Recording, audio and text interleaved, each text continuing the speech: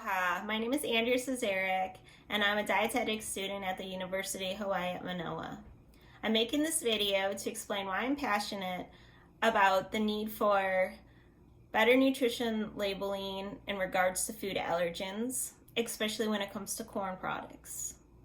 So currently the FDA requires that the 8 most common food allergens are labeled in the ingredients so that people, if they have a gluten intolerance or an allergy to dairy, can look at a packaging and know right away if they can eat it or not. Corn is not included in this list because it's not as common. But the issue with corn is that there's a lot of different products that are made from corn, and just by looking at the ingredients list, you wouldn't really know if a lot of them contain corn or not. So I'm passionate about this because I have a corn intolerance, and so a lot of times I'll have reactions to food and I didn't even realize that there was corn in it.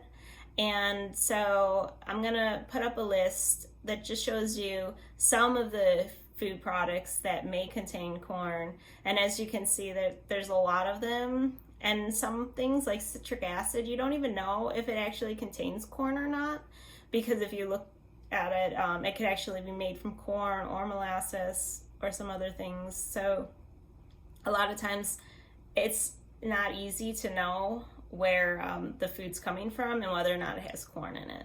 And so for somebody like me, it's not a huge deal because I have pretty mild symptoms in regards to corn.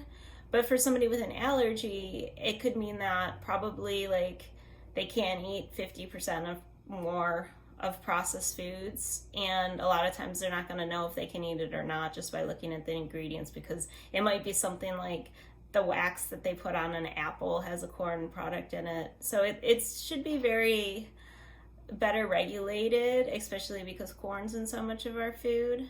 And I just really feel that we should make it easier for people that have allergies, because if you get exposed to something and you don't realize that, you could go into shock and potentially die. So I really do think it's important that we're a little bit more transparent about. Thank you for watching. Hope I gave you some food for thought.